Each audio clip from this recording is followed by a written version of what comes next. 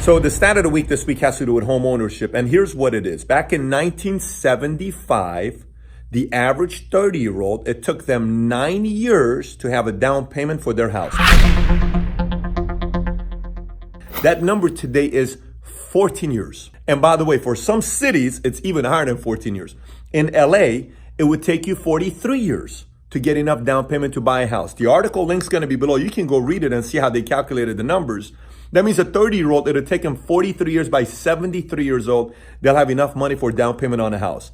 New York and Miami was 36 years. San Francisco was 40. San Jose's up on that list. San Diego's up on that list. And a few other cities are up on that list. Now, why is that? Why is that taking place?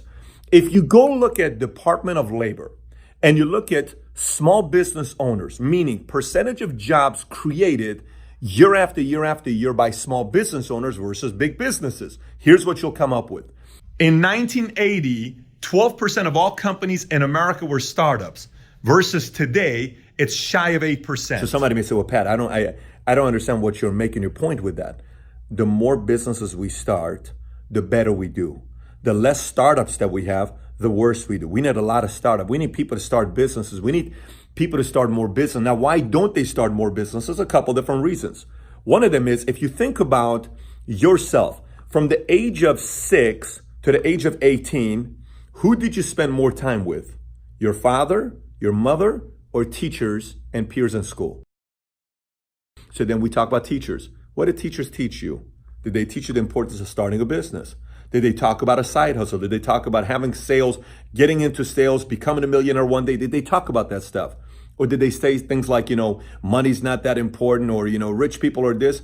The mindset of what's being passed. Then when we go to college, what is the educational system like? What's being taught? What is being taught? Is it about money? Is it about finances? Is it the fact that a lot of the people that you grew up with, the dream was, oh, you got to buy a house one day. So for 12 years, American dream buying a house, American dream buying a house, American, one day you're going to be a homeowner. Here's the reality of it. When I started a business myself and I put my entire life savings into it, at that time, we were shopping for a $3 million home in LA.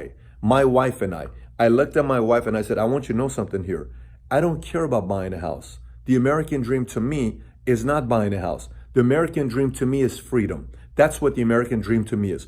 A side hustle, working with a startup, fighting for some equity, or building my own equity. But it's one of those things, and not equity in a home, because if I tie my savings into a house, I may be tying myself up for too long, and then what's that money going to make me? Reality of it is, how much money am I going to make? I know a lot of people in 04, 05, 06 made money in America, but does that mean that's going to happen all the time? Not necessarily. So a few things. One of them you think about is, as you see a number like this, same from 9 to 14, or in LA, 43 years to get the down payment.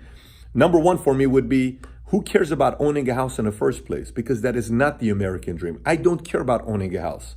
Care more about having a business, being part of a startup, becoming an entrepreneur, having a side hustle, than actually caring about living in a house. Because the business, the entrepreneurship, the equity, the entrepreneur, the startup can actually help you become financially free. The house can't. That's the stat of the week. Take care, everybody.